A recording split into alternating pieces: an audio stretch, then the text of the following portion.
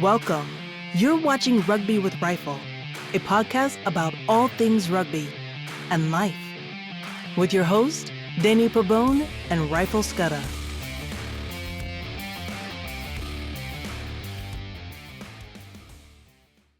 Welcome to Rugby with Rifle, a podcast about all things rugby and life. As always, I'm joined here with my friend Rifle. Rifle, how you doing, sir?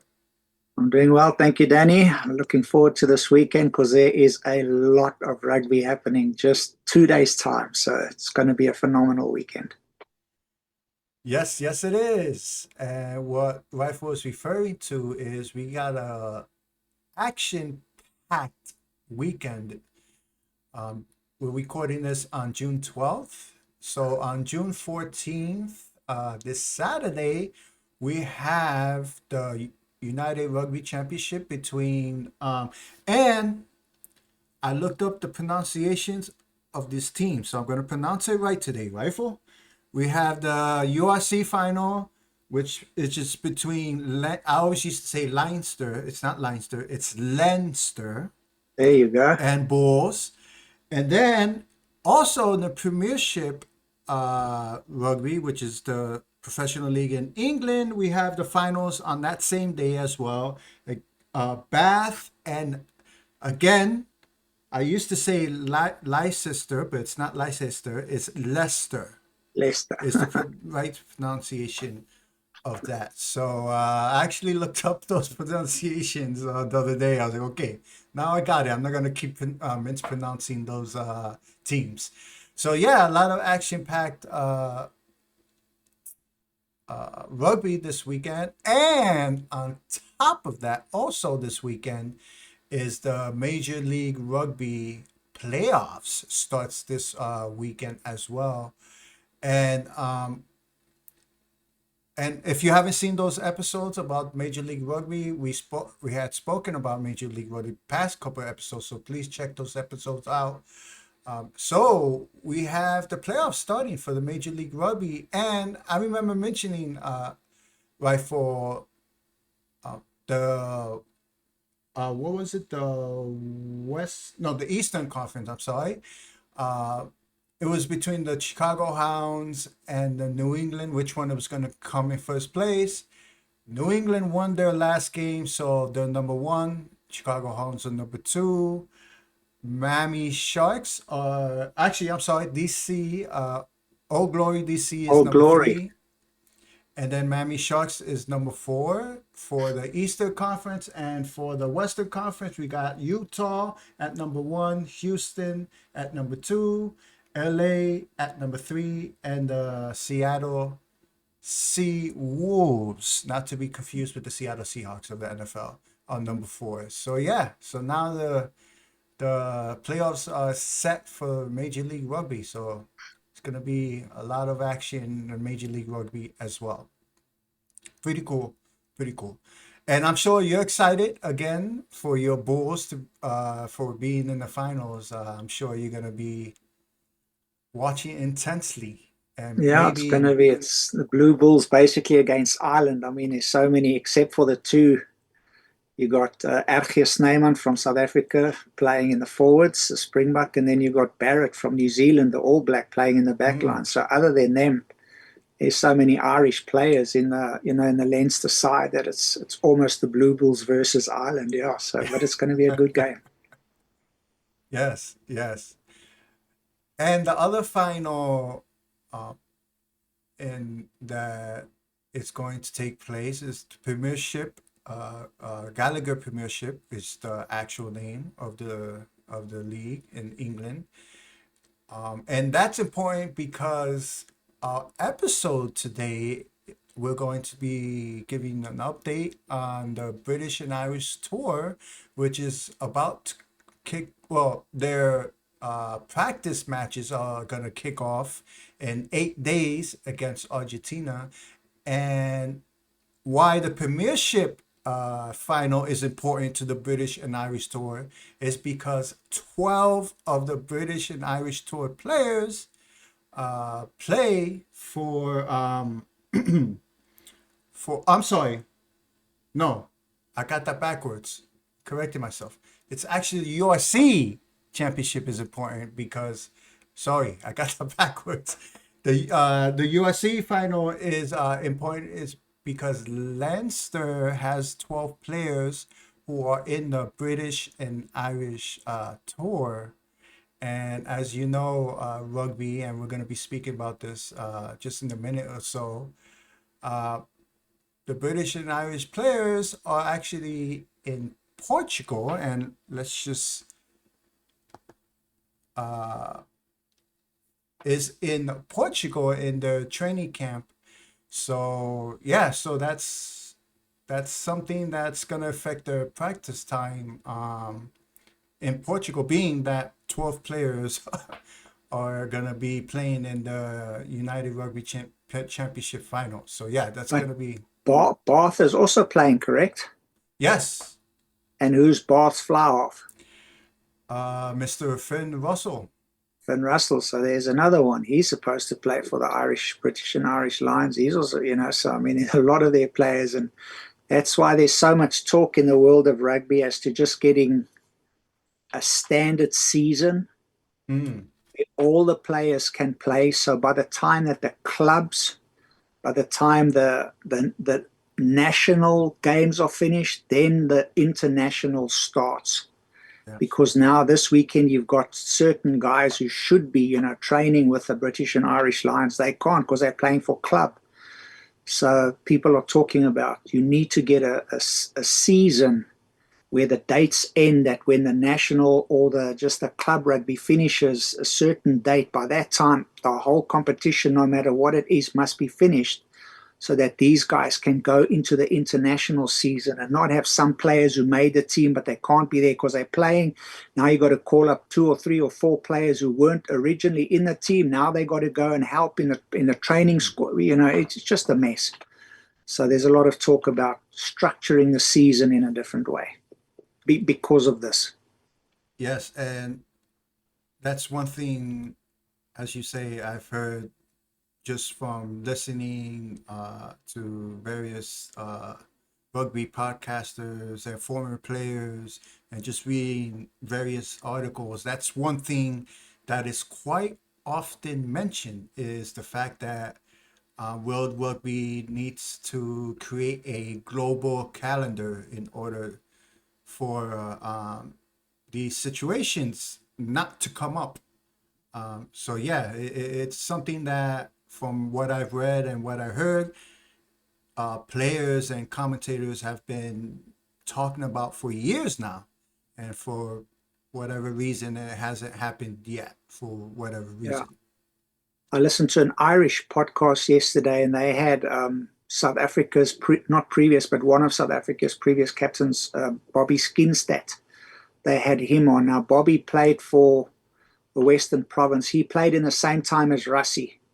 So I think Rassie was maybe just before him, but they played together. But Rassie was a Springbok captain, and after him was Bobby Skinstad. And they were talking about this. And a lot of the Irish people, and even if you read the comments under the podcast, they are not interested in the British and Irish Lions at all, because the British and Irish Lions, to them, just mess up completely island rugby. Because you got so many of the Irish players who are now playing, because the URC is island based. Mm-hmm. So you got people that are playing there, and then they got to be pulled out, and they got to go over to the British and Irish Lions. They get injured there, and they play the whole tour against Australia. Then they got to come back and play for Ireland. So after they've played their guts out in Australia and all those games, now they come and now they got to play their best for Ireland when Ireland face the Springboks, later this year. And then you got the end of the year tour.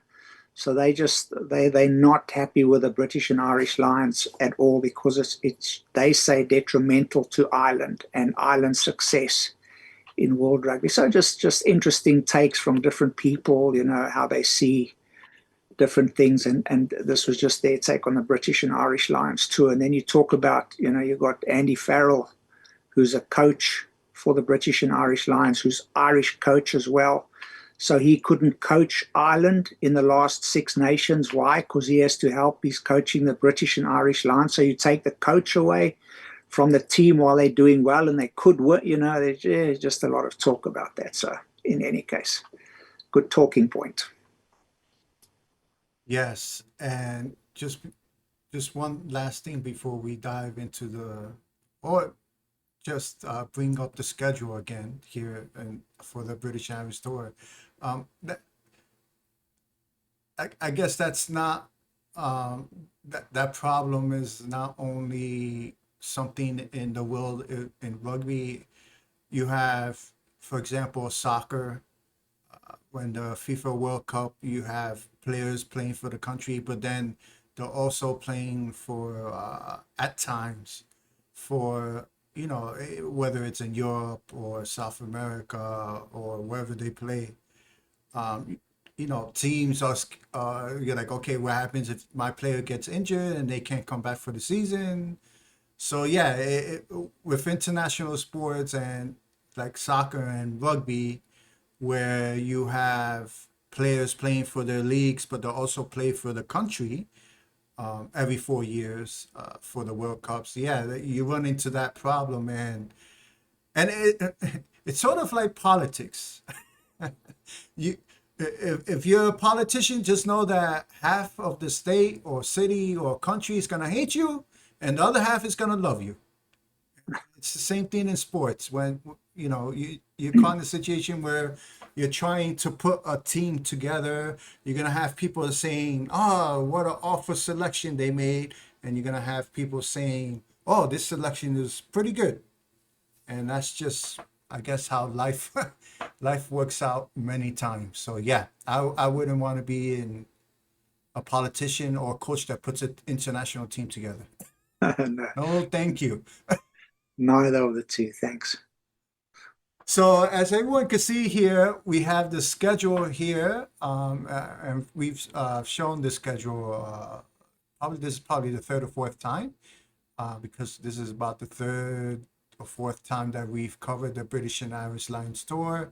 So as we mentioned before, the first practice match will be against Argentina on the 20th. So that's 8 days from now in Dublin. And as we had mentioned before, right, for Argentina has been really coming up in the rankings over the past decade or so. So it's not going to be, even though, as you mentioned, that on paper, the British and Irish Lions should always win because you're picking, the best from four different powerhouses in rugby. But Argentina, they're gonna be a tough game because they have good players, and depending on which players they select, and I believe it's come out they've already mentioned which players are going to play for Argentina.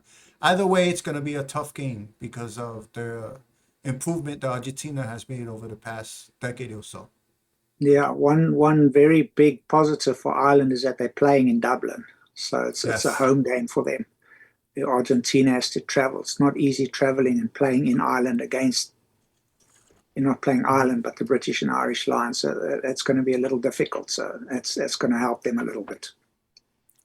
Yes, yes. And as we had mentioned before, this game is dubbed the 1888 Cup game, which is a name that they created when the Lions played in Japan, or against Japan, I should say, in the 2021 Lions tour. So this is the second rendition of the 1888 Cup. So very exciting stuff. And then after that, as everybody sees here, you have a few Australian Cup level teams that the Lions are going to play. And the first official game of the tour against the Wallabies will be on the 19th, the 26th, and the 2nd of August of the actual tour games against the Wallabies. So, yeah. And the touring, this is the first time the touring, as everybody knows, And as Rifle has taught me a few episodes ago, the Lions tour is every 4 years, and it tours between the countries of Australia, New Zealand, and South Africa. And as everybody sees here, these are the last three Lions tours, with the last one being in South Africa. So yeah, so this is the first tour in Australia since 2013, and I believe the Lions won to no, did they win? No, they lost the first one and won the game number 2 and 3 against. So they went 2-1 against the Wallabies in 2013. So yeah, pretty interesting stuff. So again, 2013, though, Australia were really, really good. mm, You know, if you take Australia's team today, and nothing against them, but the quality of rugby and just the level in world rankings that the 2013 Aussie team was compared to the team now, you can almost not, judge by doing something like that, because 2013 they were really, really good at some great players. yes, and as we had mentioned and covered before, Australia has dropped off a little bit, and there's a few reasons for that. I remember you mentioning, Rifle, one being that Australia has another type of rugby league that takes away from the rugby union league, um, and then uh, there was another reason I can't remember now that you Their, had mentioned. their feeder system, like Yes. starting very, very young and then growing players from 4, 5, 6, like in South Africa or New Zealand. Guy, I mean, literally, us boys start playing at 4. You got Hmm. what it's the real Afrikaans, what we call billetjie rugby, which means little bulls rugby. And little Yeah. boys of 4, 5 start playing rugby at that age already, and we start to learn the game and the tactics and so on. So when you go to primary school and high school, so when you get to university stage or 18 years old, I mean, you've got 14, 15 years of rugby behind you already, where some countries start. So their feeding system is not as good as Ireland, New Zealand, England or South Africa. So they're lagging a little bit there, and that's the other reason, other than the other kinds of sport and rugby that they have. But just the feeder system is lacking at this stage. Yes. Yeah. And just from learning about the game of rugby over the past year or so, they do start young. I mean, you've mentioned many times you were born with a rugby ball in your hand, Rifle. So Correct. You so came yeah, out of the womb, that was your first gift, other than a slap from the doctor. first was the slap, then was the rugby ball. In the rugby ball. First, check your. Okay, he's alive. Okay, now give him the rugby ball. Yeah, that's funny. So, as I had mentioned before, um, the Lions, I believe they're on day 2 or 3 of their 6-day training camp in Portugal. And as always, and from what I've read, every Lions tour, you deal with injuries, you deal with players who are selected having to bow out because of injuries, and then you have other players that get called up for whatever reason. And that's the case. Scottish player it was reported Scottish player Xander Ferguson ruled out due to injury, and he's been replaced by Irish player, Australian-born Irish player, Phil. And again, please forgive me, everybody, for if I mispronounce your name, but Finley Bellum. Dylan. Bellum. Yeah, he looks like a Viking as well. He's got Yes, he long, does. long hair, dreadlock kind of thing. Yeah, so he looks like a real Viking running around. He's a prop. So yeah, so I'm sure when he got that call, I'm sure he was excited about that. Um, and also, and like we had mentioned before, because of the United Rugby Championship and the Premiership championship final as well. Between those two championship finals, we have, I believe the number is 15 players who will be unavailable for the training camp. So that's about roughly 40%, 45% of the team will, A whole will not team, be yeah. at the training camp. So, and I believe from what I read, the players from those teams are gonna be joining the team on Monday, if I'm not mistaken. So that literally leaves them about 2 or 3 days of training together before they face Argentina. So yeah, so again, Andy Farrell, he's trying to get the team together, practice together, work out together, and it's making it difficult because of the league championship finals and stuff like that. So, yep. But what are you gonna do? You have to deal. You have to work with what you got, right? Yeah, correct. Can't do anything else. Yeah. And the other big news as well, English players Jamie George and Asher Opoku Forjor. Wow, that's a tongue twister. Try saying that 5 times quickly. Was invited to Portugal for a training camp. So yeah, so I'm sure. And Jamie George is a veteran, I believe.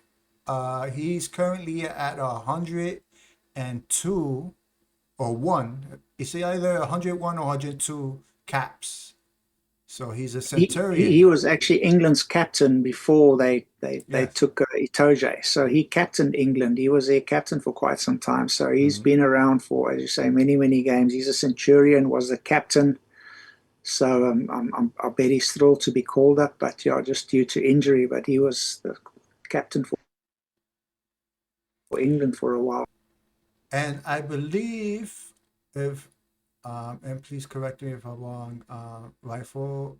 He was supposed to be the captain for Six Nations, but due to injury, that's why they went with Itoje, if I'm not mistaken, or I may be mistaken, but I believe that's what I read. I may be mistaken on that.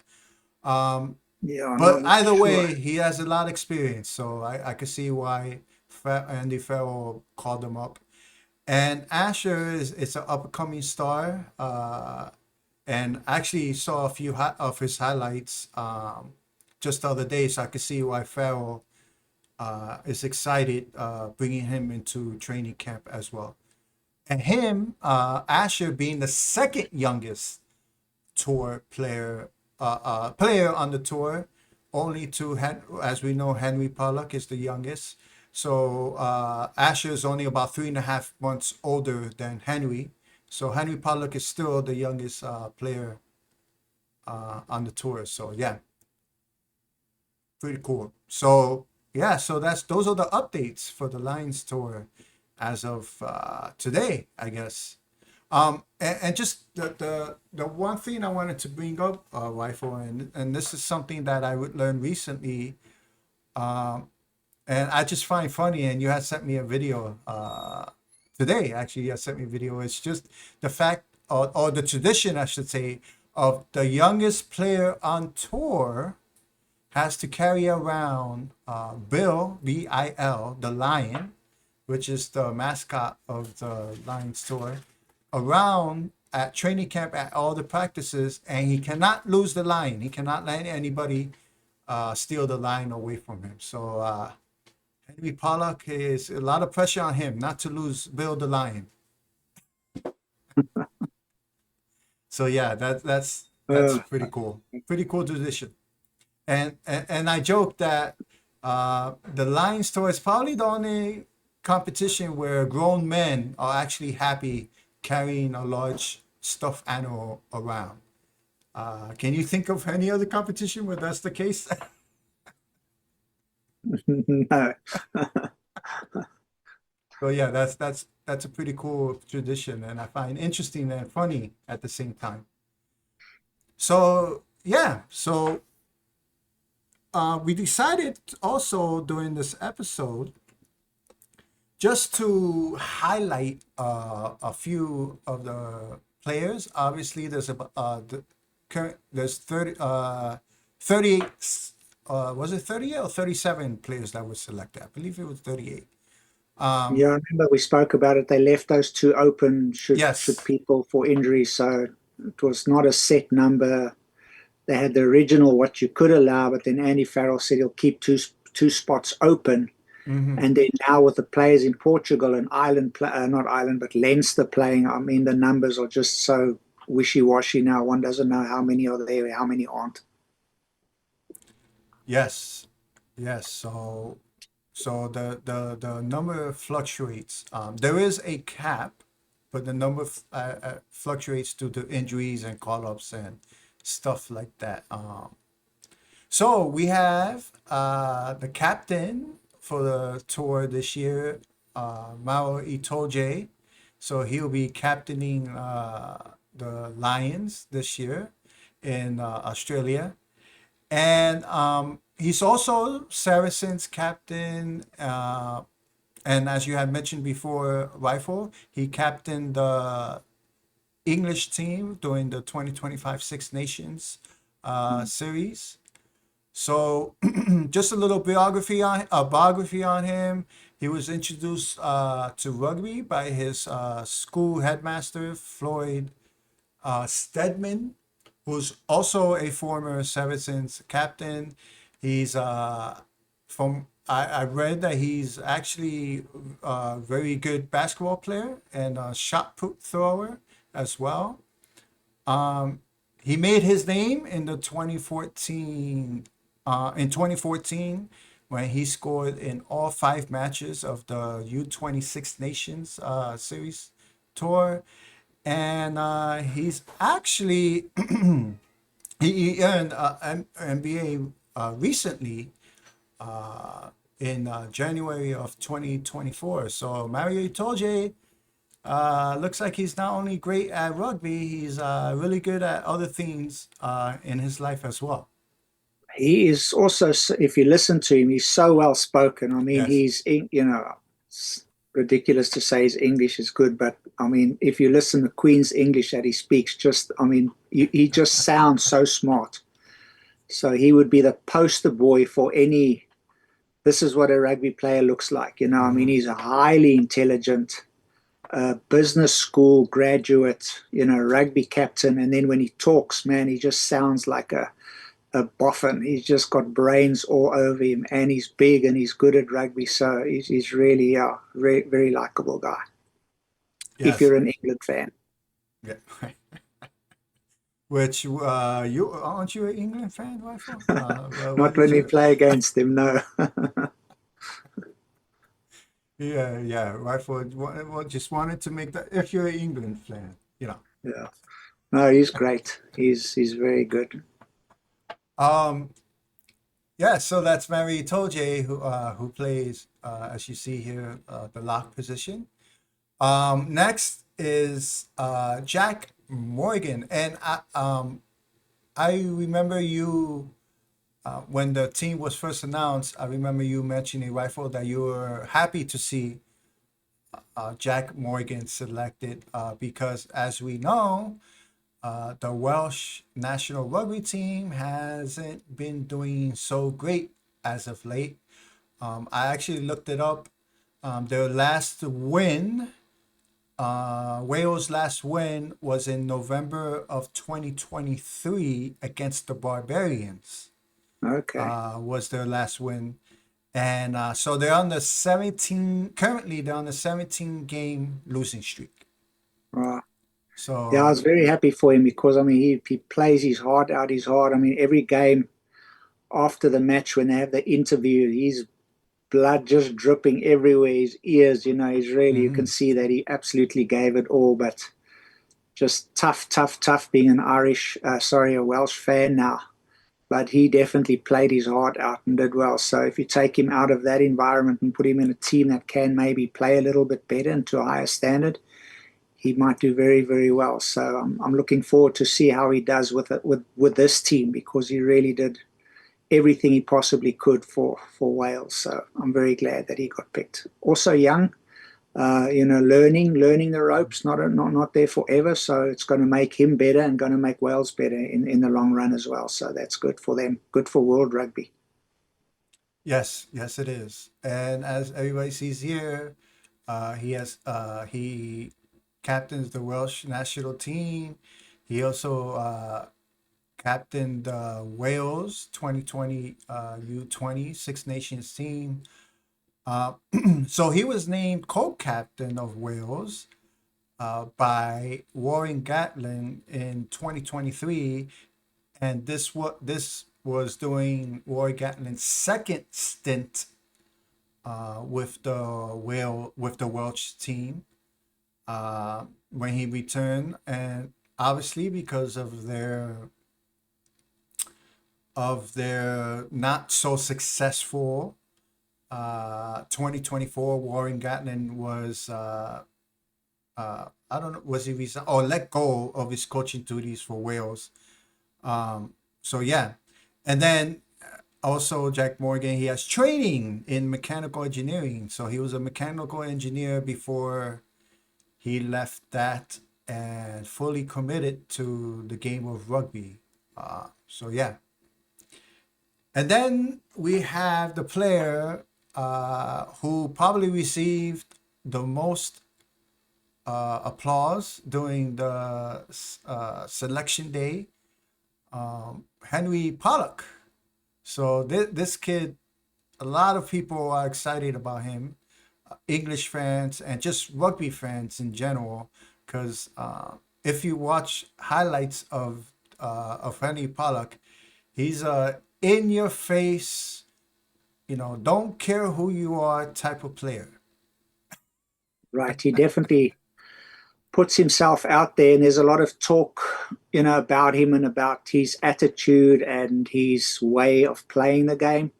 Mm-hmm. And I don't know if the people watch, but he plays for Northampton Saints, and when they won the quarterfinals, I believe, he went to the other team after the game that they shouldn't have won, and he put his hand on his neck like to see if do you guys have a pulse kind of. And people were very, very well. Some were saying that you need something like this. This is new to rugby, and you need these characters that people can talk about and bring life to the game. Other people were saying it was arrogant, like you said, 50% going to say this, 50% going to say that. But after the game, they had an interview with him. They went straight to him, being the youngest player, and doing all these funny little signals on the field and after the game. And then in the final, when they played and they lost, the Northampton Saints lost, the team that they played against, they went to him and they, said, oh, he choked, So all of this people are talking about. So they say that rugby needs a youngster like this who puts himself out there. But there were a lot of things that happened after their loss. And people were just saying, if you put yourself out there the way Henry does, you have to be able to give, but when it's your turn to take, you must be able to take it. You can't just give all the time.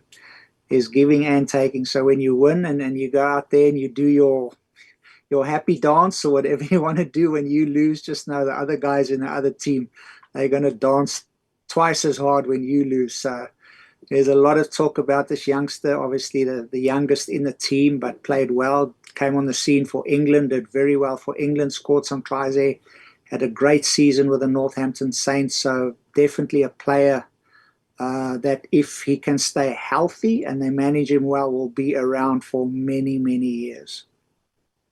Uh, yes, yeah, and it.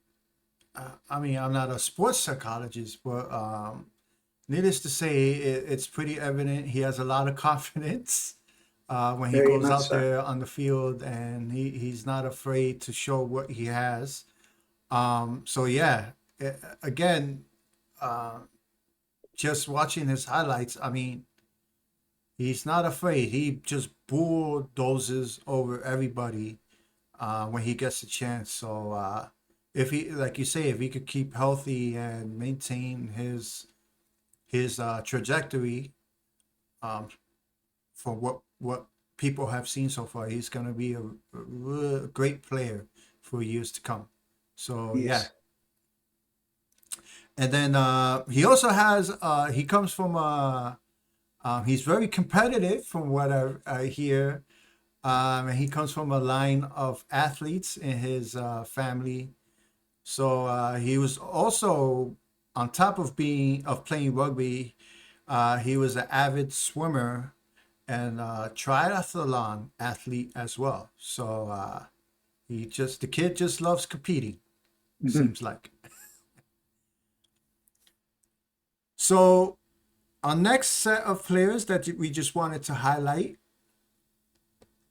um, we have Finn Russell, and I got acquainted with Finn Russell during the Six Nations series that occurred a few months ago, and just talk coming off the Six Nations, he didn't have such a great series.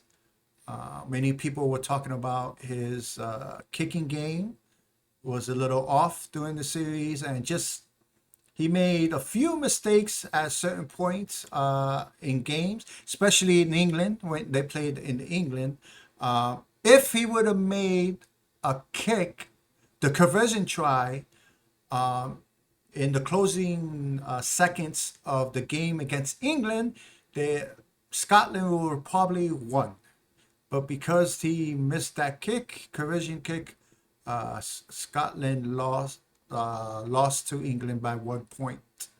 So so when he was selected by Andy Farrell, me being a novice rugby person, I was like, okay, that's interesting. Being that he didn't have such a great Six Nations, but then you came along and say, well, Danny, the reason they picked him was because of his experience. He has a lot of experience in international play, and this will be his third British and Irish Lions tour. So he was chosen because of his experience.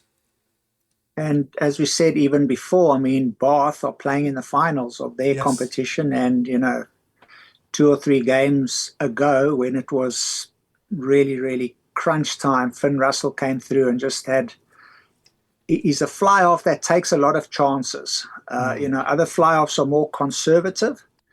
But Finn Russell, every now and then he'll do something, and you think if it works and it comes off, brilliant. If it doesn't, the other team's going to intercept or they're going to score. Something will happen.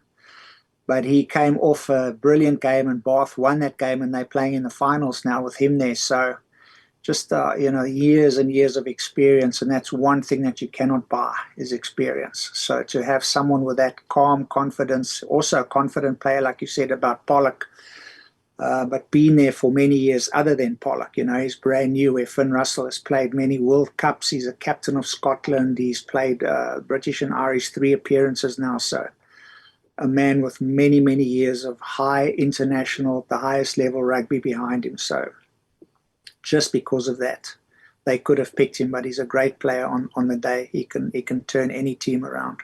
Playmaker indeed.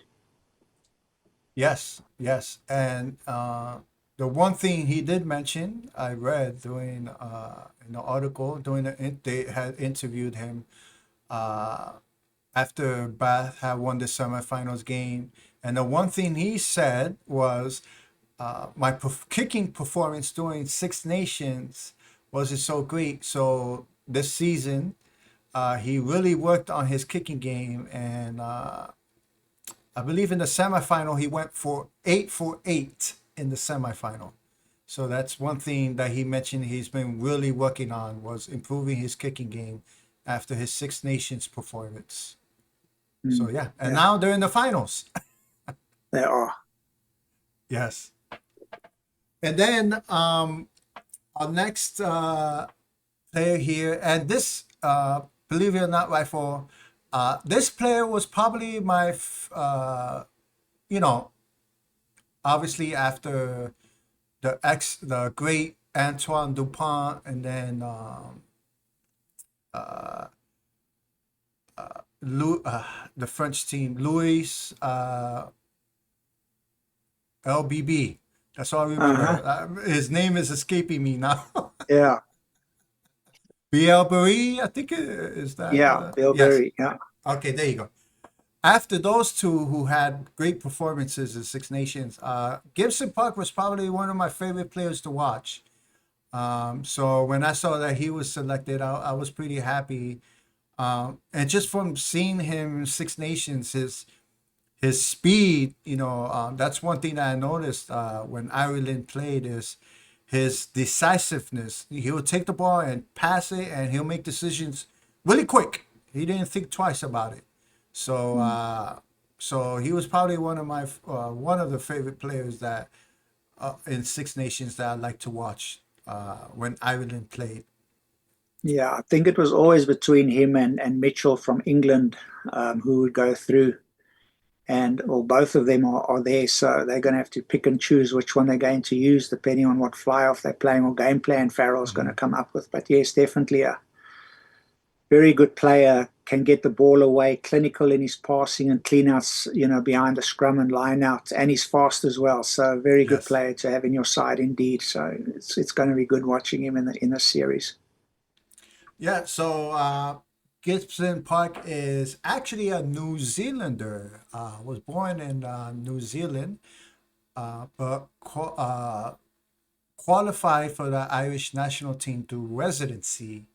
And I believe it was 2019, if I'm not mistaken. So that's why he plays for the Irish national team currently. So for Um, Ireland, you've got him, and in British and Irish lines, you've got him and Bundi Aki. mm, Both of them from New Zealand didn't make it there. And then you add James Lowe. So you got three backline players in the Irish side and the British Irish Lions who come from New Zealand, which is pretty amazing. yes, yes. And as we all know, New Zealand um, is perennial top three rugby nation. They produce they produce rugby players like I don't know, enter you know a saying, I don't know. They produce rugby players like white on rice. I don't know. I'm sorry, everybody. I can't think of can't think That's of what an they do. analogy. They play rugby and they're absolutely brilliant at it. New Zealand, phenomenal, Yes, phenomenal at what they do. I apologize for my brain freezing. I couldn't come up with a saying. They're The point brilliant. the point is New Zealand produces a lot of great rugby players. Okay, that Yeah, was my great point. rugby nation. Yes. So yeah, and then last but not least, we have Duhan Vandermeer Merv Vandermeer, right? Duan van der Merwe. Jeez, I tried. I thought I had it right. I thought I had it right, but I guess not. So Depends on depends on where the broadcast is from, but Duan van der Merwe is his name. okay, there you go. From now on, I'll just let you pronounce his name. So we have South African, born in South Africa, played in France, has also played club level in France, and then moved to Scotland in 2017, and also qualified for a Scottish national team through being a resident there. Um, represented Scotland in has represented Scotland in Six Nations and the Rugby World Cup, and he currently holds the record for tries scored for Scotland, and he broke that record actually during the Six Nations back in March. Yeah, and So if you yeah, watch the previous Six Nations, if you watch the highlights of that, it's on every single highlight reel that you watch. It was Scotland playing against England, and he scored 3 tries. His favorite team to play against is England, and he always has a good game against him. And yeah, in that game, he scored three brilliant tries. They were absolutely impossible. He shouldn't have beat, Hmm. so many players ran through tackles. It was just something to behold. So top try scorer from Scotland, Duan van der Merwe, are playing very well. And I remember one of those. I remember vividly in my mind because I was just like literally like, how in the world did he score that? There was one try, I believe was it against England? I believe it was against England in the Six Nations, where he jumped in the air and he was like maybe a foot away from the touchline. Uh, Jumped in the air. The English player tried to push him out of bounds, but he somehow maneuvered his body, reached out the ball, and touched the ball on the try line right before he went out of bounds.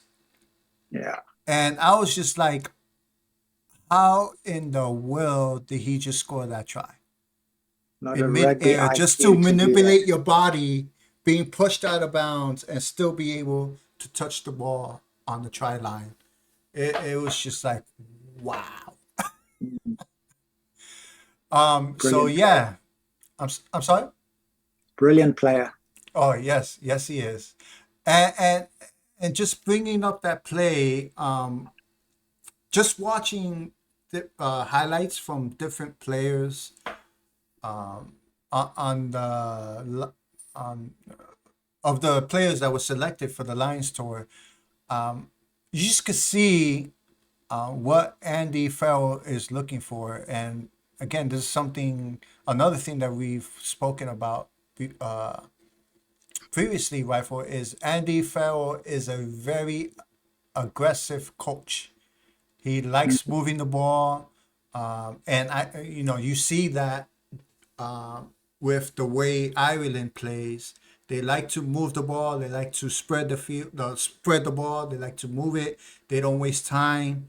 They're very aggressive and they're very quick. And if your defense is not paying attention every second of the game because they're so aggressive, it's gonna be a bad day at the office. Yeah. I So remember now just just talking about Duan, being from South Africa, when once, I don't know if it was Six Nations, but Ireland were playing against Scotland and a huge fight broke out. And Peter O'Mahony was in the thick of things, and Duan was also in there. And with his face this far from him, Peter said to him, the only reason you're playing for Scotland is because you're not good enough for the Springboks, so just calm down. That was his put down to him. I mean, they got in it and pushed and shoved, and he said, you've got to calm down. The only reason you play for them is because you can't play for the Springboks. So, oh my goodness, that was hilarious. that's But he's a very, very good wing indeed, yeah. oh man, that I mean And now they that's got to be teammates, yeah. as they say, them fighting words. Yes, definitely.